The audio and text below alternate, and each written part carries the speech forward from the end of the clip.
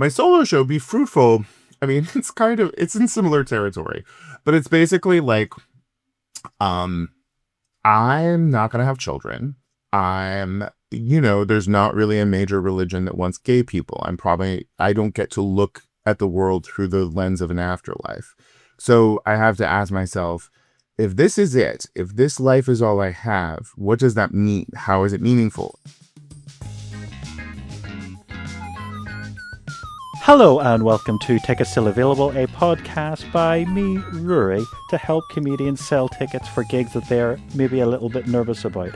And it doesn't become any more nerve-wracking than Edinburgh, a place where you normally hemorrhage money even if you sell out every night. On my very first episode, I thought I'd start off small by getting Emmy Award-winning Guy Branum with a intimidatingly large IMDb page. How are you? I'm good. It's lovely and like 72 in Los Angeles right now. Very sunny. Okay. I'm going to see if I can convert that. Yes. 72 F in C. That is 21 degrees. And what do you imagine is perfect, Rory? Oh, I really like it cold. 15 degrees. Oh, really? Which 15 with a bit of drizzle, which is 59 Fahrenheit. I do not do well in the heat. I have a joke that San Francisco is not actually a California city. It's a British city that was adopted, and we just never told it. Because the rest of the state is always sunny and warm, and then San Francisco is always 59 and drizzly. Okay, so I might get on well, because I do have my relatives out there, my auntie's from there, and my cousin's currently out there doing some tech entrepreneurship.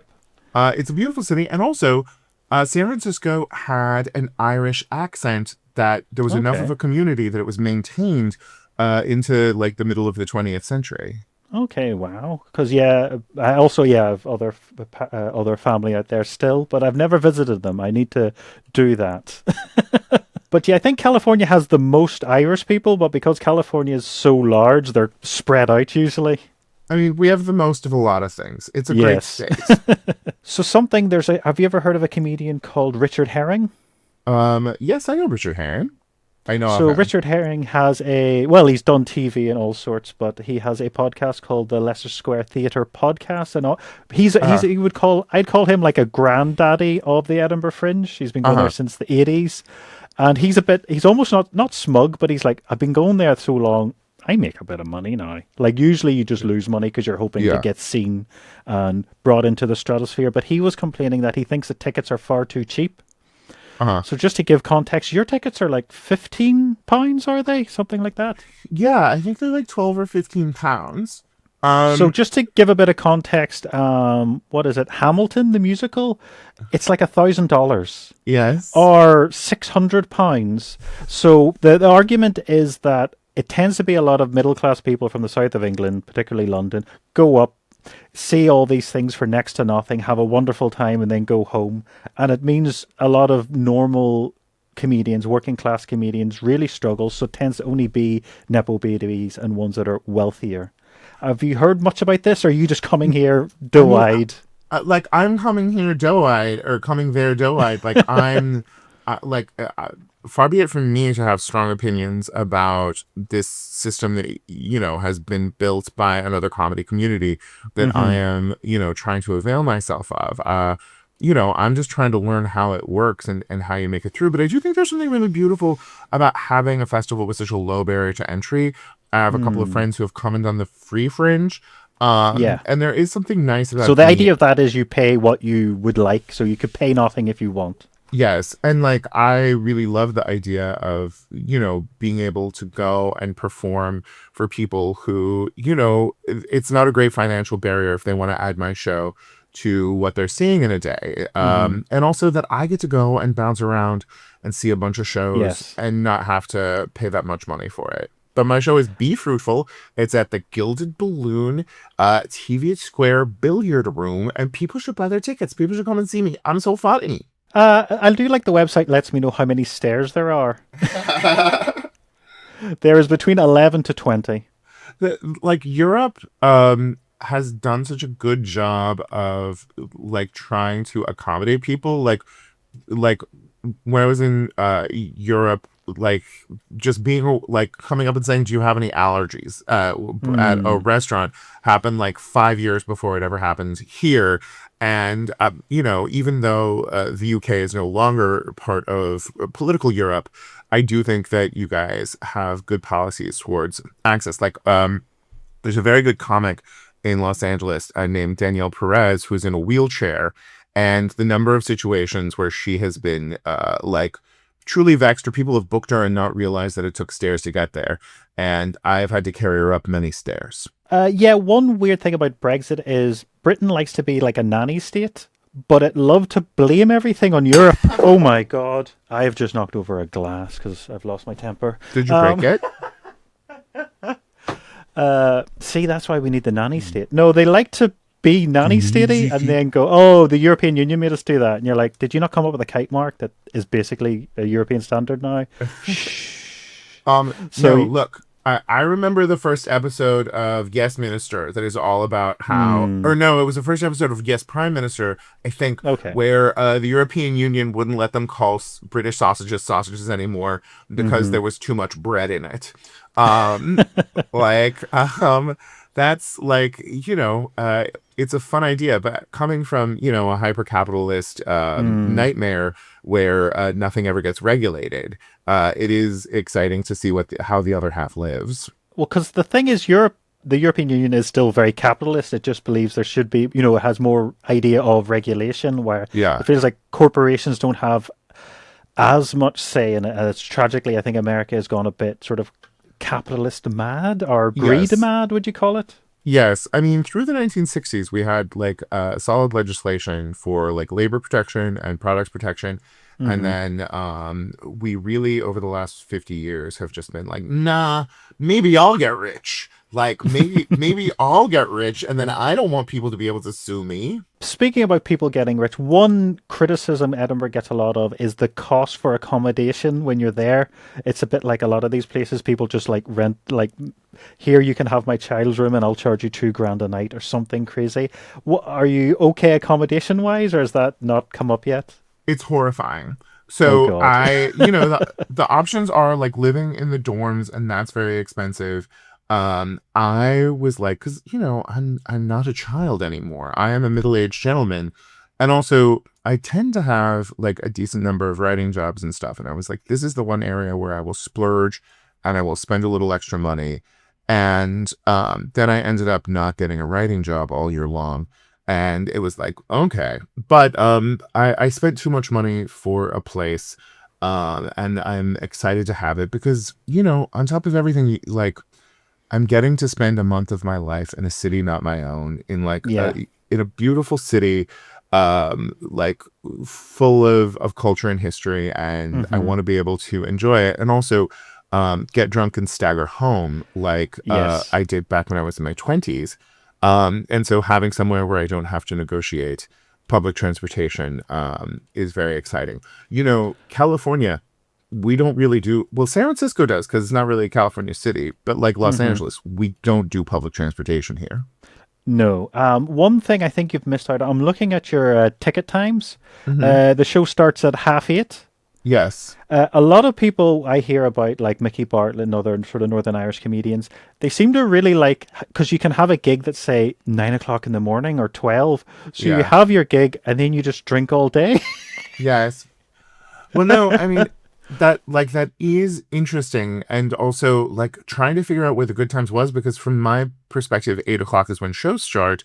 But it does seem like most British comedians do really prefer, like, a, 6:30-ish kind of start time. But yeah, look, I've been doing this for a while. I know how to have a couple of drinks and still get the show done. No, I think you'll have a wonderful time and everyone will love you, and you will then go, I have another 2 weeks of this.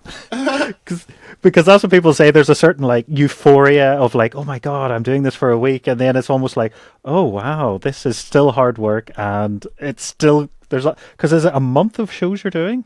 It's a month of shows and it is really exciting. But so pretty much from the 5th of August until the end of the month, you will be performing at the Gilded Balloon from 8:30.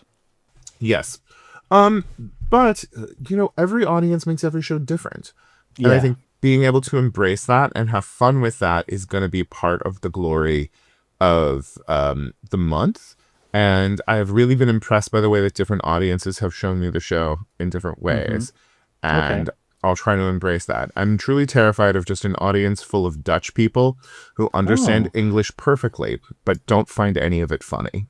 Well, I've heard that like more the Nordic countries will fully understand everything you do, but they don't laugh. So they will find it funny, and they're just like, "That is amusing." Yeah, so sometimes you have audiences that are nodding and having a good time, and it's hard to know, like, because you want the feedback and you want the laughter, and sometimes you can get mad at them, and like that's one of the challenges with a show like this, and also with a Mm-hmm. deeply confrontational performer like me.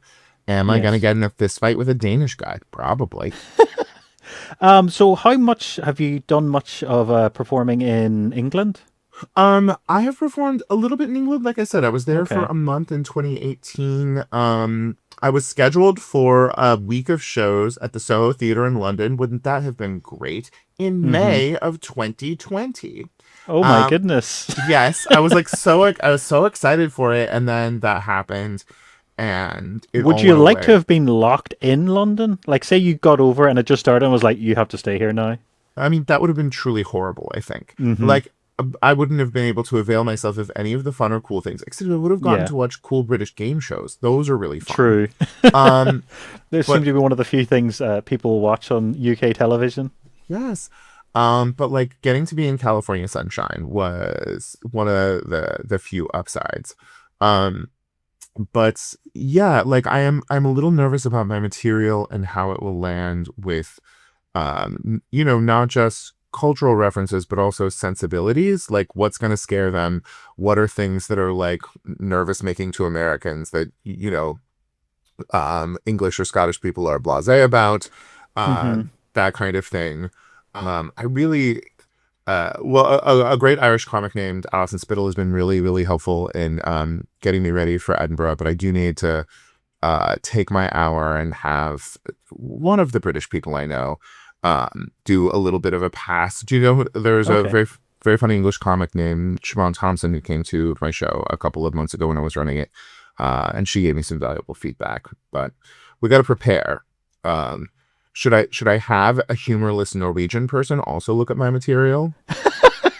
Uh, it's hard to know because you're not trying to pitch it to any Norwegian executives. No. I think you should be I fine. could So I I listened. could add a murder on a bridge to it. I could You add. could. I still have a month left. I could add a murder on a bridge. Well, the main stereotype is you will win an award if it involves a dead dad.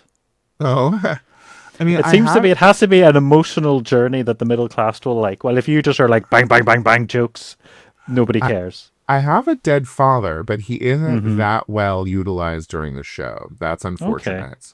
You need to And, make that the crescendo. look, I do have some emotional pandering that goes on. Mm-hmm. But it makes me feel very uncomfortable as an American because, Okay. we're supposed to be all jokes, no human emotion. Okay. Well, you could, yeah. Well, the thing I've heard, the difference between America and Britain, there's a podcast called Glue Factory, which tends to be comedians sort of talking shop, and they Ooh. say quite often they'll be in some small pub in the middle of nowhere, and like everyone's hanging on every word. Like American audiences apparently don't listen to the whole thing. It's a bit Oh, like sort of each individual joke, while quite often you'll have one overarching, thing that then you tie up at the end. So then it's like a super joke because it's been all built up. yeah. Um, no, like Americans do check out of like during the set very hard, and so it's why we do shorter jokes and throw them at them so much. So there's something nice about the notion that people will be paying attention and be engaged. Editing Rory here. I have a confession to make. You may have thought that intro sounded not too bad for someone you've never heard of before, but I panicked. When the video started, I was like a deer in the headlights and I didn't really say anything. And thankfully, Guy, as the professional, instigated the interview. So this is actually the first part of the interview you'll be hearing now. What made you decide to do this? Oh, you've started straight off with the questions. It's something I've been interested in for a long time, and I just thought, feck it, I'll give it a go. How frequently have you gone to the festival? I've never been. It's something I've always been interested, because like it sounds very strange, but the Channel 4 Channel 4 in the 90s seemed to be the place to be on a Friday night if you were too young to leave the house. There seemed to be, because there was a lot of comedy there seemed to be a lot of like energy around the Edinburgh Fringe. So it's always something I've treated like as holy ground. But like I was in Edinburgh, I think, during the Fringe when I was like 12, but that was it. But I'm very aware that it is it the peak for comedians? It's definitely the peak for Commonwealth comedians. Like, I feel like it is such a defining place there. And I think for American comedians, some people are like completely unaware of it. But the people who are able to go and have success there, like, I think it says a lot, like, artistically. They're the people who are like most respected. You know, it is like, there is this like clubby sort of school who just wants to sell out Madison Square Garden and that kind of thing. And then there are the people who are really proud of being able to go and do, you know, an interesting, thoughtful hour. And also like this, like the successes of Fleabag and Baby Reindeer over the last couple of years have also just expanded the way that America thinks about Edinburgh as a source for not just comedians, but scripted television. Are you finding it like more American executives are going there? Because before it seemed to be a place where a lot of people from London go to Scotland and then potentially get seen by a producer to then work, say, for the BBC or Channel 4. It's weird. I don't know, because I know that executives love to have an excuse to go somewhere, and that the traditional American festivals are usually full of executives.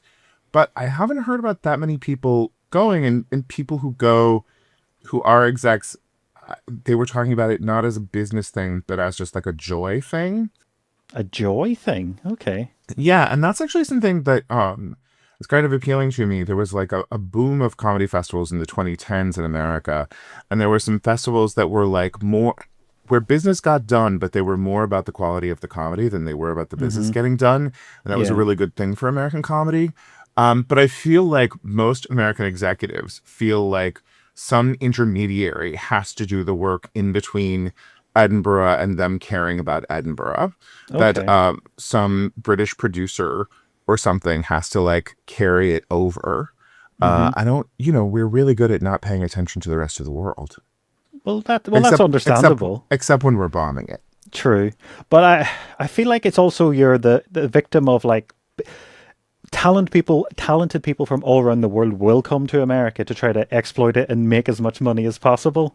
The notion that people who are good at their job in Canada graduate from Canada has always been hilarious to me.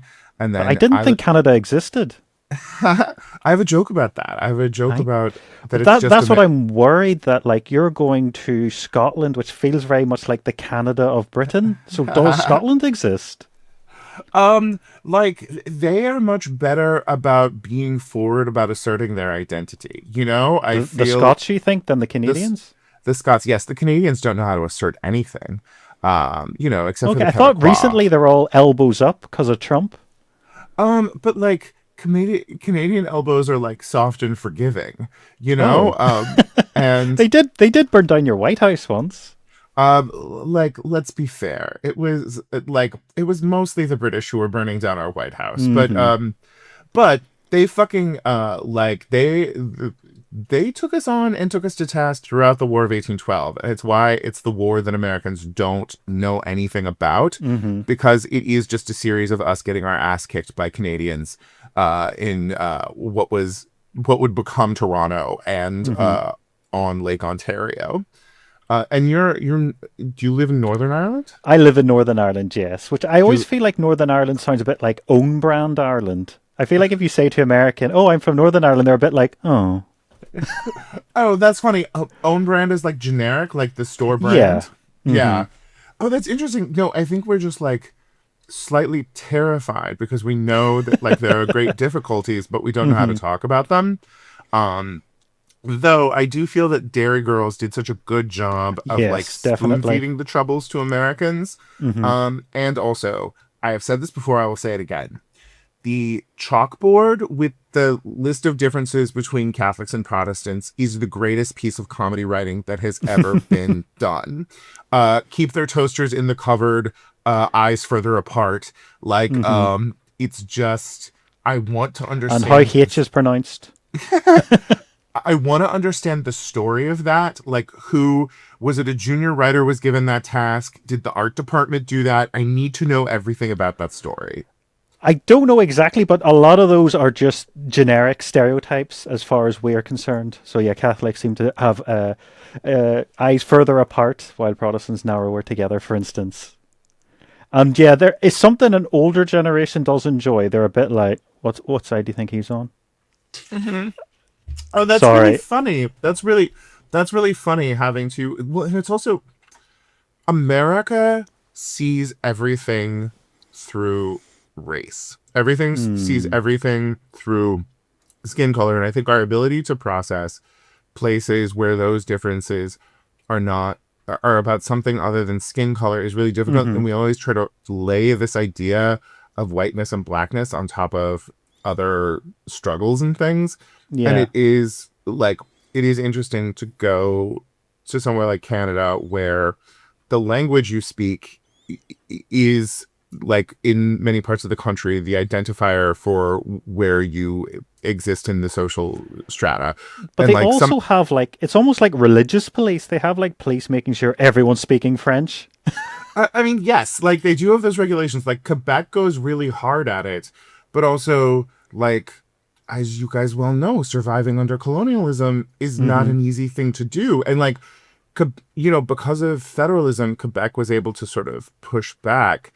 And I think like the Republic of Ireland at least has been like on a journey about like how do we get this language back? How do we scrape off some of 1,000 years of being treated as like a grain growing backyard?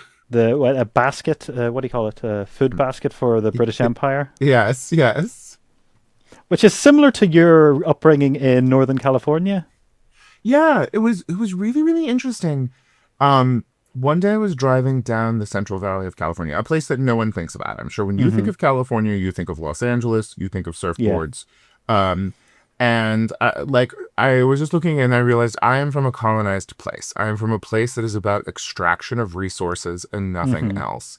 Well, it Um, would be like a double extraction because it was Spanish and then British, and then well, or never British, sorry, and then yeah, American. yeah. I mean, it was native and then Spanish and then American, but also just a place where, like, even within the United States, this was not a place that like got to have its own culture or own government. The way that Hmm. like when I went to the Midwest, there was a greater sense of that you have to be responsible for your own place.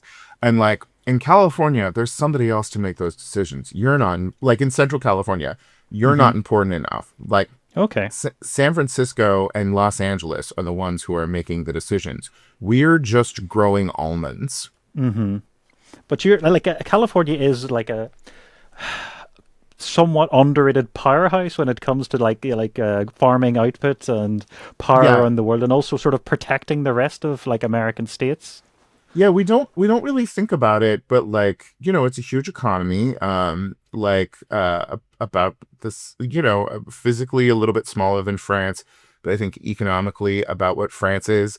With kind of similar countryside and stuff.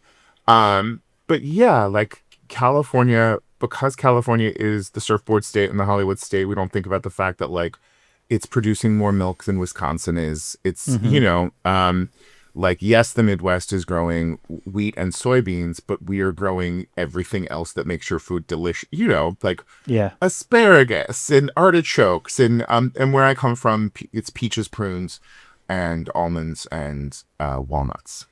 You were saying that like is it like a third divide? There's like a large Indian community that stick to their own fruit. Yeah, well, it's very funny because generally white people tend to grow nuts more, and the Punjabis tend to grow peaches and prunes more. Okay. But yeah, back after World War One, I forget whether it was British soldiers who were returning to India or if they were railroad workers, but there were some guys who just stopped off on their way back to British India in like where I'm from, and they realized that the climate was very, very similar, and so they stayed. And then for like eventually the United States passed immigration laws that said that they couldn't, that no women from Asia could come to the United States because that was their way of, well, it was a way of stopping because there were so many Chinese workers who were here and so many and some Indian workers who were here, and they didn't want them to like grow up and become a vital population, and so they were like, well, if no women can come, they can't have children. And so what the Indians did was they married Mexican American ladies who were also working in agriculture, and so it led to a kind of cool community where I'm from that is like Indians who have been here for 100 years largely. Do you think the sort of chapter, like the Chinese Indian chapter in American history, is often overlooked too much? Because I was just recently watching the film Train Dreams, where that's an important element in the film. Yeah, like I think that it goes back to us having, we largely want to see this country as a white country. And to the extent that we understand difference, it is white and black. And understanding those experiences. And they also lack the clarity of like, we understand whiteness and then we understand the brutality of slavery, and trying to think about anything in between is like too hard for most Americans. But I do think that there are a lot of really good and interesting Asian American artists who are like pushing to sort of shift that understanding because, again, I don't know how much people in the rest of the world understand it, but during World War II, we placed the Japanese American community in the United States into internment camps. Well, I think the British did the same with the Italians, which is something you don't hear much about. There's a surprisingly large population of Italians in the Republic of Ireland because they weren't being interned there. Oh, that's very interesting. I know that there are a bunch of Italians in Australia. I was always struck by how many Italians and Greeks there are in Australia. I think there's a lot of, especially Croatians. I think just anyone from the Mediterranean, because I think they would do much better than the British and Irish in such a climate. Yes, that's a very. I think it was also there was a thing they didn't really want anyone else from around the world. There's a certain point where they kind of go, "Oh yeah, we are in Asia. We should let Asians in." But there was a point where it's like, how far down can we still sort of have white people? There was that whole era. And like the Republic of Ireland gets to be smug about so many of these things because they weren't making any of these decisions for themselves until 1920. And Northern Ireland, I have to imagine every question feels tense. I think things have gotten better, but sadly there's Elon Musk has decided to join in to the Jesus thing. Christ. He was celebrating, it seemed like he celebrated becoming a trillionaire by helping a pilgrim. There was a famous, basically a lot of Twitter, like, oh my God, Twitter is, to set this podcast up, I was like, okay, I'll just add some like Irish comedians. So I type in stand up Ireland, and it was just a black man has done a bad thing, a black man has done a bad, and like all around the world from different eras. And I'm like, what on earth is going on? But no, there was a brutal stabbing where the man didn't die, but he was stabbed by a black man, and it was just like, okay, well, this means we can burn people out, and Elon Musk was doing his best to fan those flames, so sad. But no, I think things have gotten much better, and definitely within Britain at the moment, Northern Ireland is kind of in vogue. I don't know if that's moved over to America yet. Well, I mean, there is the way that, like, Game of Thrones did a lot to make people excited about the notion of Northern Ireland being beautiful, but I do have a question for you, which is, did the East and South Asian immigration wave and or the Caribbean wave of immigration that hit the UK, like, and to some extent the Republic of Ireland, to what extent do you have like a Pakistani population and Indian population? Very little. Yeah. I think because technically Ireland was part of the empire as Britain and Ireland, but it was mostly treated as a colony. So most people like that are going to be going to the mainland to work. So a lot of the Caribbean, that was the Windrush generation. Yeah. So no, we had very little immigration. The biggest immigrant population historically would have been the Chinese. So every small village in Ireland will have a Chinese, mostly from Hong Kong, you see. But significantly less Indian restaurants, just to give you like an idea of where people might be working. Yeah. Yeah, so we wouldn't have got a lot of immigration until, say, year 2000, where we're getting a lot like a European immigration. Mm-hmm. So particularly like Polish people coming over to help with building during the Celtic Tiger. I was in Britain. I'd never been to England before, and I went to England for a month in 2018. When was this? Oh, sorry. 2018. 2018. And I was in a gay bar, and I talked to two twinks about Brexit. And it was so funny because these are two people who I don't think they were like best friends who didn't talk to each other about politics a lot. And it was one little boy who was just like, yes, well, we have to be part of Europe. And also I want to be able to go to Spain. And the other one was like, but the Poles are taking all of our jobs. Yes. And it was just sort of interesting to hear what conventional wisdom had floated into each of their heads. But no, since then, there's definitely been a lot. It feels like per region of the UK got a lot more immigration to sort of counteract. It's sort of getting too lost in the weeds at the moment, but there was a lot of like certain areas maybe they felt had a lot, and with the right becoming more popular, they thought, oh, we'll just bung some more in Northern Ireland. Although we're historically quite low, it felt like a lot of sort of deprived areas got a bit fed up with it, which is quite sad. Back in the 90s, the United States was like, oh, all of our refugees are ending up in the same cities.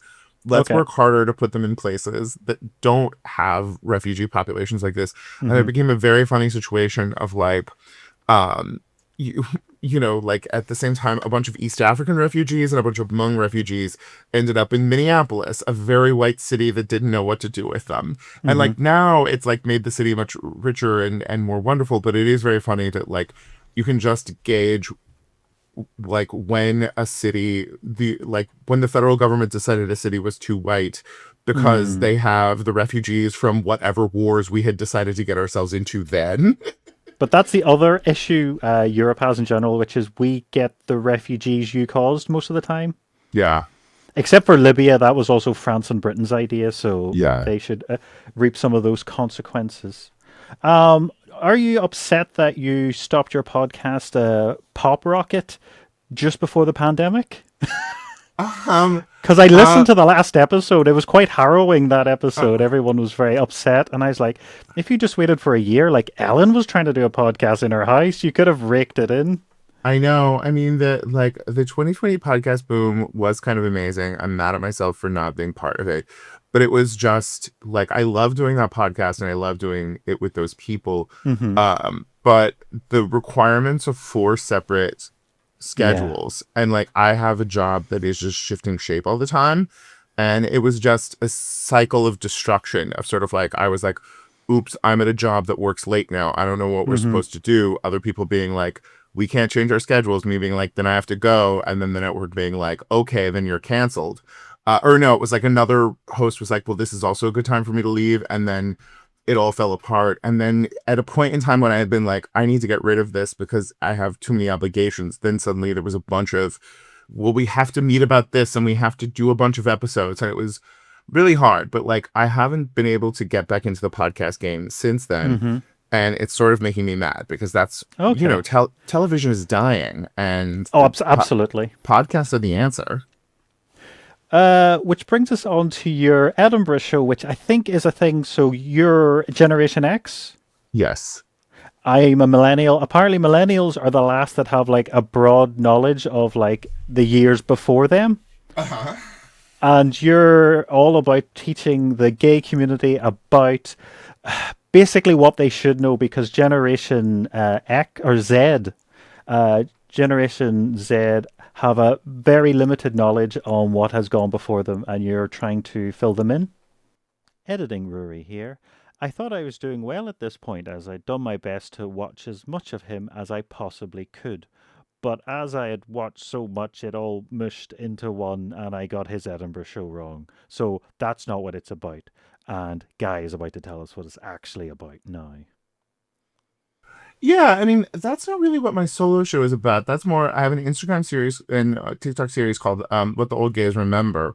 That is just sort of like, relishing the fact that like older gays are like weird repositories of culture. And I was, a couple of years ago, I just finished doing a short film, and a guy who worked on the film, we were in a swimming pool, like asked me to explain the AIDS crisis to him. And I was like, oh no, this is a young gay person who doesn't realize some basic facts that are like important to his Well, community and his health. I found out like a shocking thing that basically, what way was it worded? It was basically more young, able-bodied men were killed in the AIDS academic epidemic than Vietnam. And it's Yeah. just a sort of, there's something about diseases that like Spanish flu and stuff, we kind of just sort of go, ah, it happened, and then let's just focus on this tank. But it's also a question of the lives that matter and the lives that don't. I mean, famously, your beloved British Empire, far more willing to throw, ASNAC troops or imperial troops at things like Gallipoli than their own sons. And it was just it was a massive devastation. It was a massive cultural devastation to have a generation of men removed from the queer community. And so there were things that you didn't learn and mentorship that you weren't able to have. And so the video series is me just trying to do that in a fun way. But my solo show, Be Fruitful, I mean, it's in similar territory, but it's basically like, I'm not going to have children. There's not really a major religion that wants gay people. I don't get to look at the world through the lens of an afterlife. So I have to ask myself, if this is it, if this life is all I have, what does that mean? How is it meaningful? And also, we don't really know how to talk about gay lives in a way that understands them as meaningful. And so it's sort of, it's a PowerPoint presentation arguing that my life has no practical purpose. That then sort of descends into, like a very complex and difficult story about the only relationship that I've ever had. It's like let's say it's like if Sir David Attenborough made Baby Reindeer. Okay. Very interesting. Are you the baby reindeer, or are you the comedian that's being stalked? I am all of those things, and I am also Okay. Sir David Attenborough. Okay. Have you played at Edinburgh before? I've not ever been to the Fringe Fest to Okay. Edinburgh Have you been Fringe. to Scotland? I've never been to Scotland. I've never Oh, been wow. further north than Cambridge. Okay. So yeah, technically you've been in this. That's still considered the south of England, which is like the sort Yeah. of posh part, the Yes. Frenchy Huguenot part. Uh-huh. So yeah, Scotland does have a big. I think a lot of Scottish people went to Canada, and I'm just worried about what you've said about Canada in the past, claiming it Uh, doesn't exist. I'm very mean to Canada, but I also have a huge amount of respect for it. And also, like, yeah, I mean, it like Scotland's finest days largely occurred in Canada and the United States. Hmm. Like the Scottish Renaissance was something that was very much in communication between Scotland and Canada and the United Yeah. States. And I also find very fascinating the way that the presence of Irish people in Canada Hmm. allowed for that country to grow and flourish by creating a link between the English speaking world and the French speaking Catholic world. Yeah. Like hockey spread in Canada because the Irish were there to link between those communities. But I love Canada, and I'm mean to them because I love them. Because Yeah. It does seem like a very loving way you talk about them. yes, I have. Look, I have a lot of Canadian history. In my office here. Hmm. I bully them, but only because they're so adorable when you do it. Are you aware of a comedian slash television producer called Adam Key? No, who is Adam Key? So Adam Key was a doctor, and then he wrote a book about being a doctor. So he would have gynecology and delivering children, and so he's a gay man, and he was just saying about how he found a lot of injustice. Like if you're like a cis couple, no bother. If you need like help getting a child, lesbian couple, bit more paperwork, blah blah. But for gay men, it seemed to be incredibly difficult and a lot of prejudiced. With you talking about not having a child, are you Yeah. finding more homosexual men are getting children? Is it becoming more normalized, or is it still a fringe thing? Yes, it is, but we're still just never going to do it at the rate that people can do it when they can accidentally make a Mm, baby in their home. yeah. My best friends are in the process of adopting a child, and that's really cool and exciting. And like, some people assume that I don't like children because I'm Mm-hmm. making this assertion about like we should be able to find validity and meaning in our lives without needing to have children and trying to have something like a heterosexual life. And the thing is like, I love kids. I think they're very amazing. But the simple truth is that we are never going to be able to have children as easily and readily as straight people.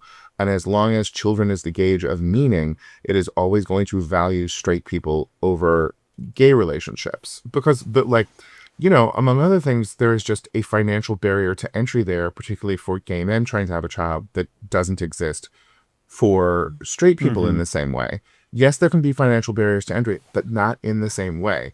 And Yeah. people get really upset by that because people are really stuck in and invested in this idea that the heteronormative social norms that they were raised with, that the things that are important in a life for straight people, the best thing that gay people can offer is to be kind of like that. And I think we have things to offer that are different and distinct, and we are not an imperfect photocopy of a heterosexual. We are a different thing. You seem like you're mixing a lot of scientific research in your show. Is there any conclusions you've come to, or do we have to come to Edinburgh to find those out? I mean, there's a lot of fun science in my show. There's an extended thing about how dinosaurs weren't able to get fat. Because I'm not just a failure at evolution because I'm gay. I'm also a failure at evolution because I'm very very fat. Well, that was Um, something I've always wanted to say to the likes of Joe Rogan. He's sort of like obsessed with chimpanzees famously, and he loves the fact that they're ripped. But somebody was pointing out that the fact humans can put on weight is one of the reasons why we've dominated the world. A lot of animals can only get so much, so they're only able to store so much energy for bad times, when humans have an incredible ability to store a lot, almost like a big bear, for right. the winter, which has given us a much better advantage over other animals, but yet we sort of weirdly fetishize what is almost like an animal that's running on nearly empty the whole time. Right. Like surpluses are why we are allowed to have podcasts. Surpluses Hmm. are why we are allowed to have cities and culture and all of that. And Um, surpluses of grain uh, and rice.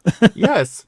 And I like there is this real fetishization of like this hunter gatherer Yeah. ideal that is very sort of like, oh, that's masculinity. But it's also like not a particularly sophisticated way of life. And like I grew up somewhere like I grew up somewhere where most people's primary economic value was their capacity to turn calories into labor, their capacity to push things, pull things, pick them up.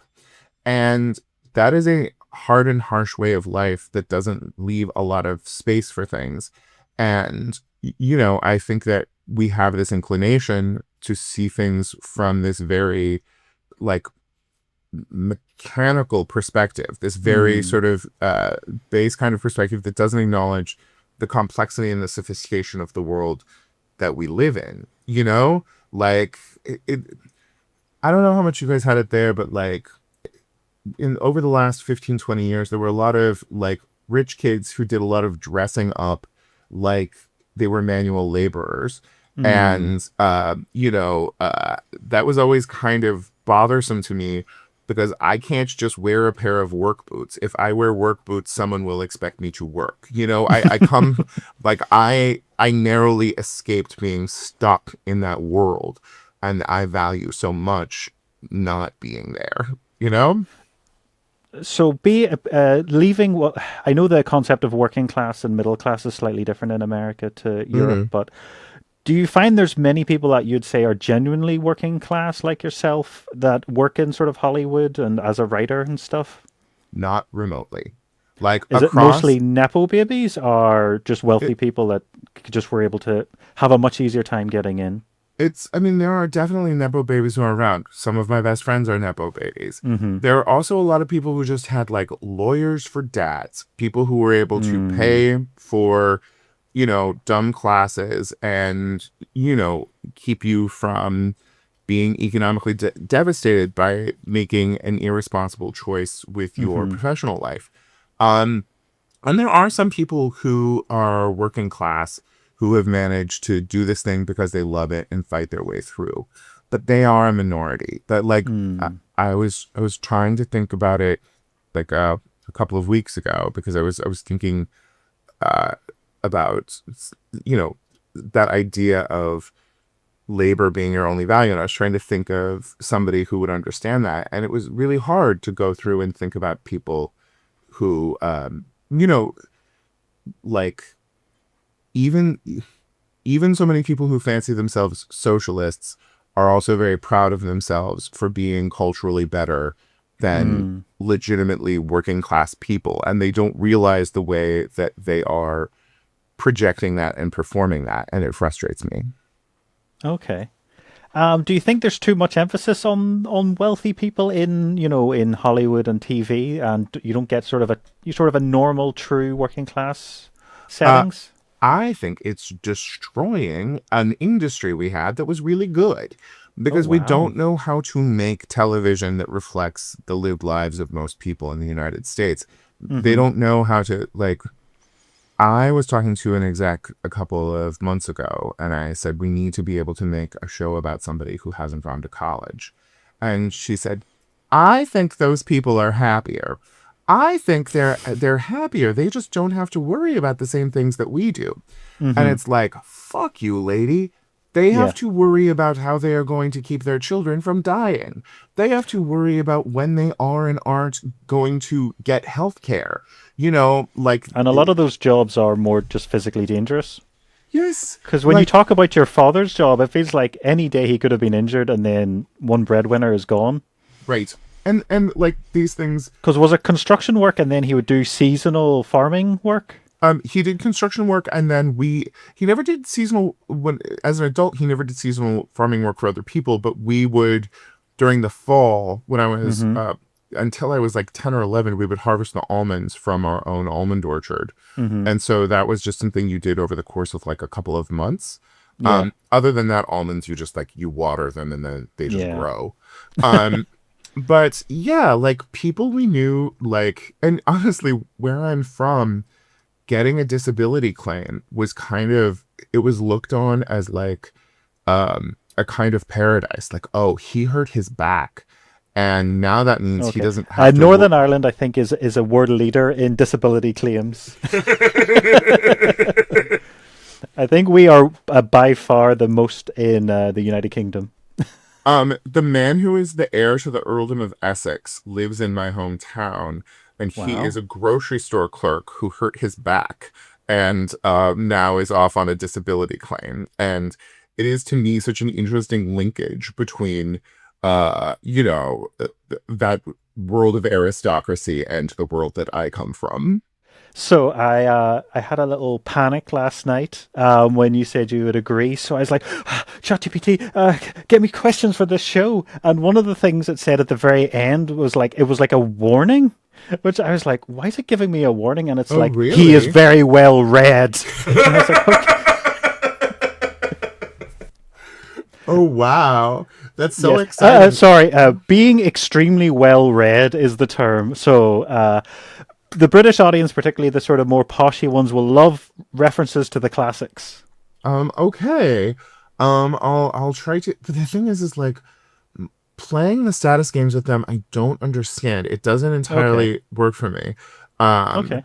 One time I was at a Halloween party and a posh British boy pulled status on me, and I I made a very clever retort, which was like Mm-hmm. very apt and everything, and it just meant nothing to him, and he was really Yeah. hot. And so since then, I've just been like, I can't win with those motherfuckers. Like, the only answer is Saltburn, you know? The only answer is Mm-hmm. killing them all. I don't know. I think British have a strange fascination with Americans where they sort of idolize them, but also slightly patronize them at the same Of time. course. Yeah. No, it's very hard. The same way that, like, well, I mean, I can't.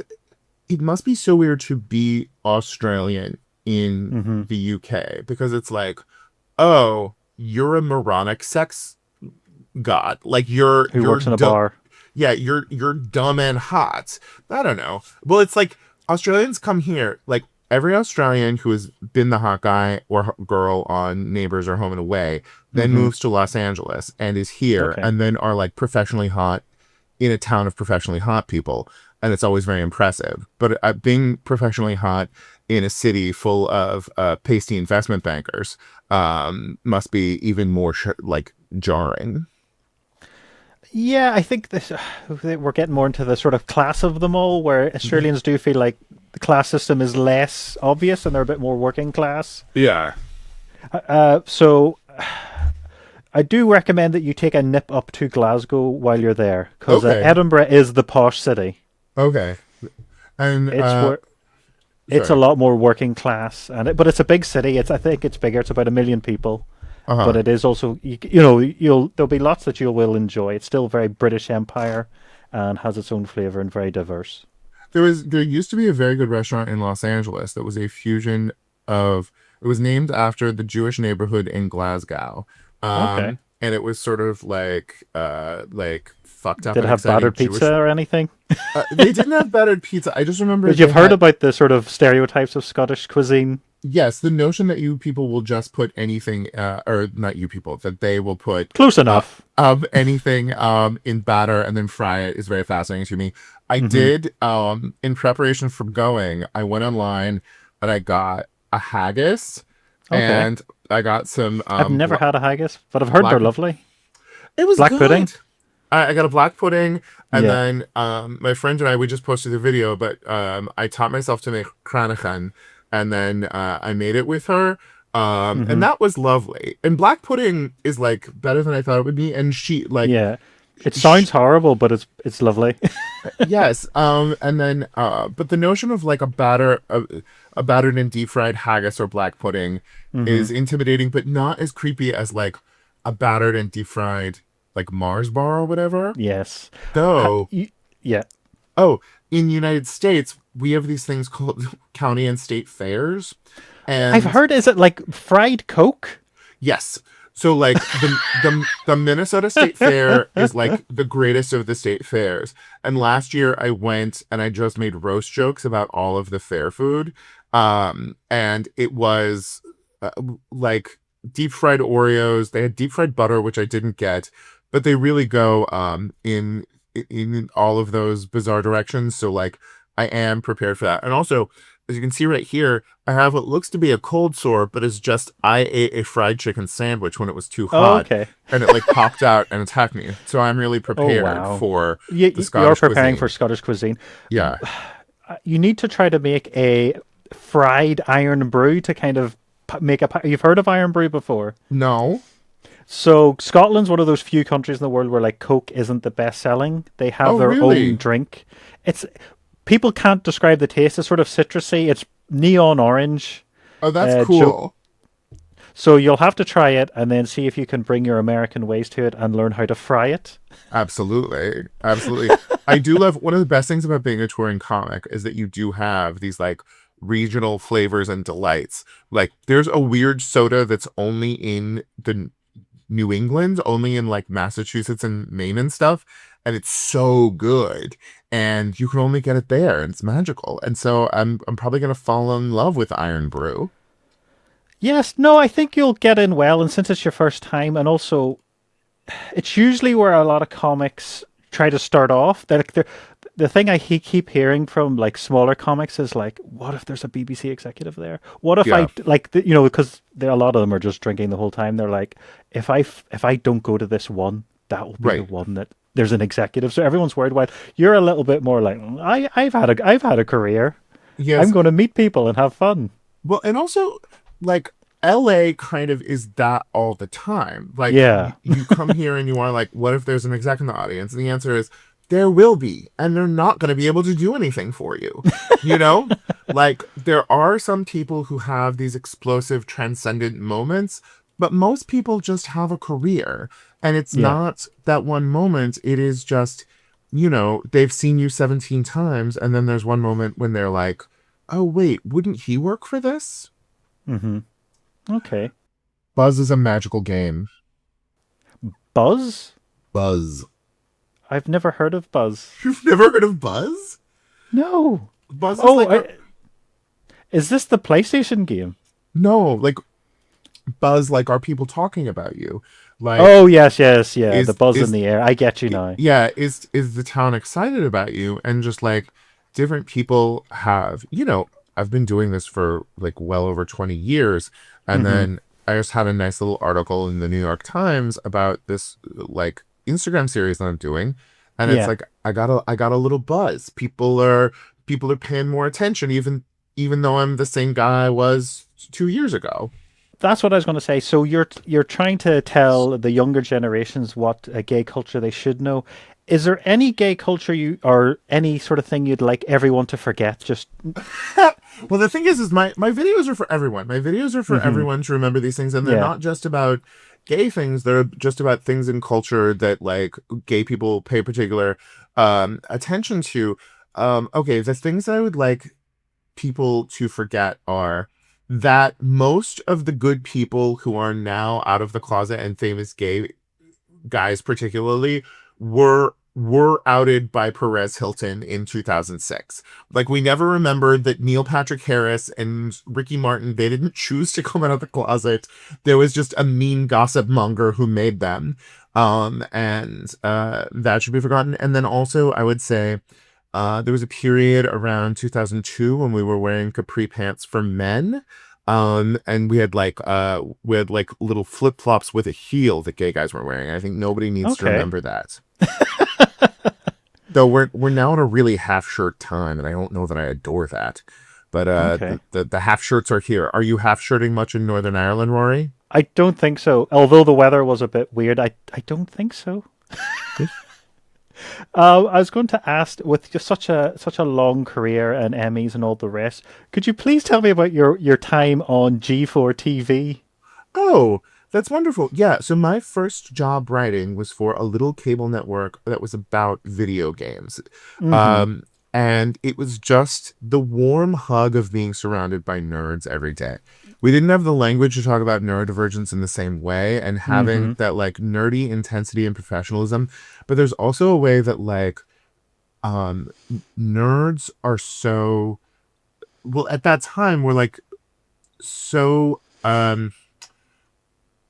unself-conscious about their love, Mm. and like weren't like were just trying to do what it took to be able they would give anything to just be able to talk to people about the things that they loved. And I feel like Was it more just like underground, really?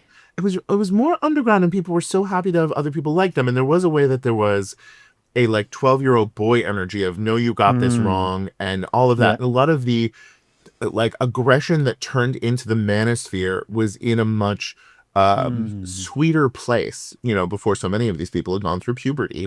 And I really loved how much they loved jokes that were just for them, Mm-hmm. and it really felt meaningful to them.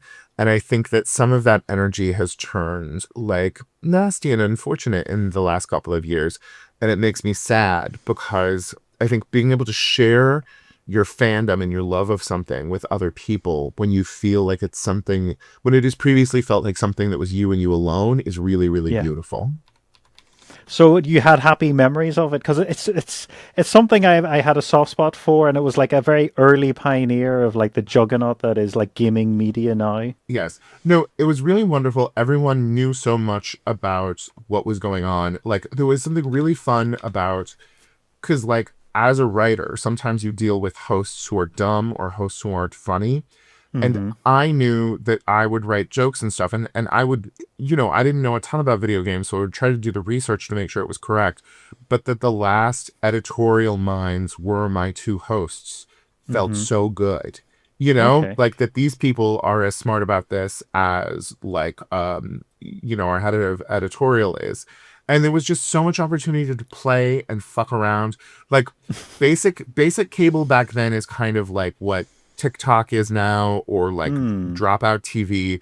Like it really was a place to, if you could do it for cheap, you could do anything. And I had so much fun. Are you still into gaming, or is that something of a younger man's game? I always have a game or two in my life. They generally involve gardening or budgets. Most recently, I've been playing, for a while, I was playing board games online. Like, not with other people. I was just playing board games alone on Steam. But I have most recently been playing a game called Nova Roma, where it's a little city building game for a Roman colony. And it's all about water management, and I can't get enough of it. Well, you do live in California, where that is very important. That's very, very correct, Rory. Nice call. Are you excited for Grand Theft Auto 6? No, I haven't played a GTA in forever. What I want is I would come back to console gaming for a good snowboarding game. SSX3 and SSX Tricky were so good, and then we stopped doing it. And I also really want...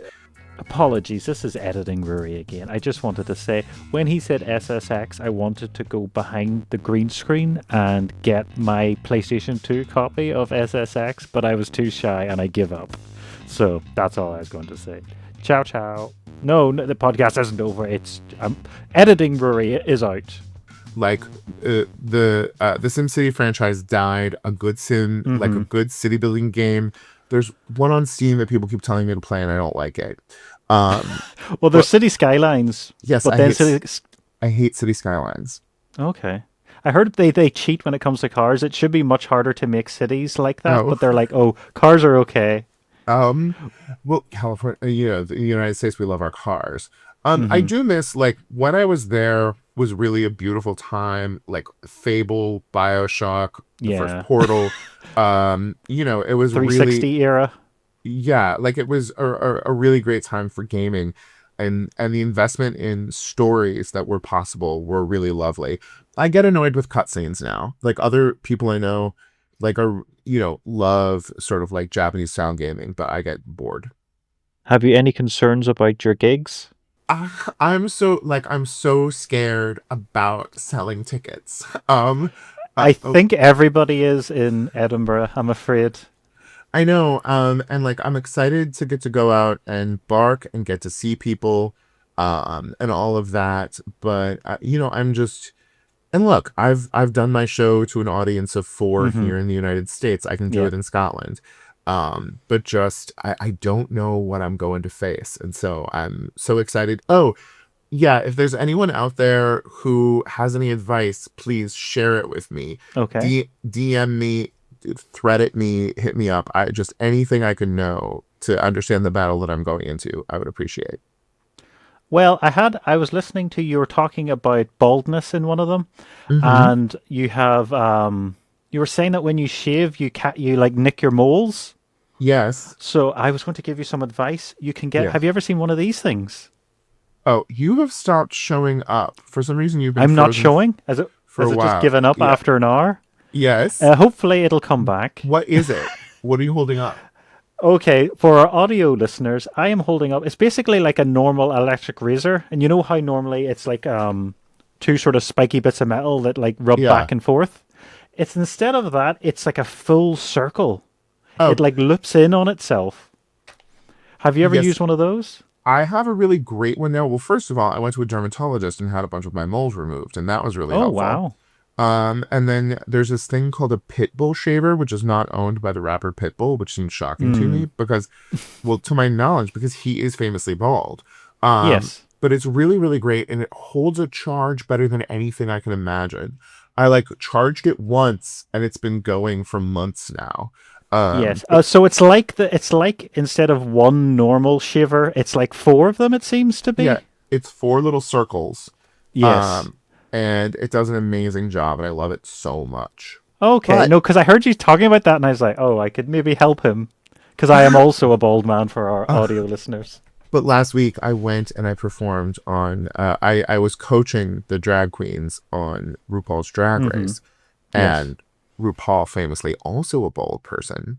And this was a day when Ru was appearing as a man and not a woman, so Ru's barber was there, and Ru's barber cleaned up my head, my eyebrows, my mustache. It was a spa experience. Okay. You haven't seen the clip that's doing the round of Graham Norton? Oh, of Graham Norton doing what? He's talking, basically, I forget the podcast he's on, but his co-host is talking about, oh, everyone's getting like hair implants these days. And he's like, well, they start off as hair implants. And she's like, what do you mean? It's like, well, they're wigs. Basically, he's under the impression that they all eventually fall out. So because they're slowly falling out, they then just wig it. Yeah. So I think wig technology is off the chart. And what's the old saying? You only see the bad ones. Yes, yes. Well, first of all, Graham Norton, I love Graham Norton so much, and there's nothing better than when an Irish person is on Graham Norton, because like he goes into like back home mode. Yes, like he and Saoirse Ronan just treat each other like they're cousins having tea with each other, and it's so just sort of like we're family, and I love it so much. But for a friend was having a birthday party, and we were supposed to wear wigs, and I was like, wouldn't it be funny if I just wore a man wig? Like that, wouldn't that be ridiculous? And I found out that there is like a secret wig salon for men, absolutely, like super close to my house. And like when I went in and I was like, and it's like $2,000, but there was this moment of like, what would it look like if I got an amazing wig? Well, I think what you should do is like be a recluse for say a month or two, grow out the sides, and then just have it and be like, well, yeah, I've always had hair, I just shaved it. Are you ever tempted to that? No, I think you and I both went bald quite quickly. Yes. I think balding is the problem. Yes. I mean, this because I just went bald and I was like happy because there's some people have a bad head. I think I have an okay head. There's some people have an egg head. Well, the thing is, except we all forget how much hair is providing a cushion to your head when you bump it. And I am like my grandpa also was bald like me, and he always had some degree of scar or like scab on his head. Well, yeah, so does my dad. Yeah, and so I'm always just like rocking a scab on my head.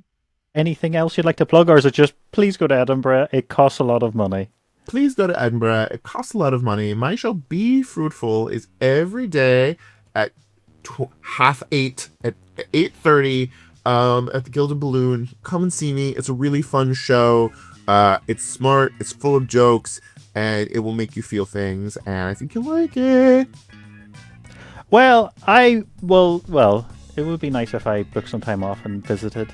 Yes. A little surprise. Yes. But would you come on and give us an update as you're getting... Oh, you've gone AWOL. Editing Rory again. So essentially, I, after recording for an hour, thought I had lost this recording because I lost internet. And I was like, this is the worst thing that could possibly happen. But since you've listened to the whole thing, you are fully aware that everything has gone well. So I'm glad you've listened to this episode. Please let me know what you think. Like and subscribe wherever you can. But more importantly, we've got to help Guy. And if you can, please go to the Gilded Balloon. And if you are a comedian that has experience with Edinburgh, can you please get in contact with him and let him know what he's in for and give him some help so he doesn't feel as overwhelmed in the environment. So every day in August pretty much at the Gilded Balloon, please go see him and help him out, and we will catch you next time. Ciao ciao.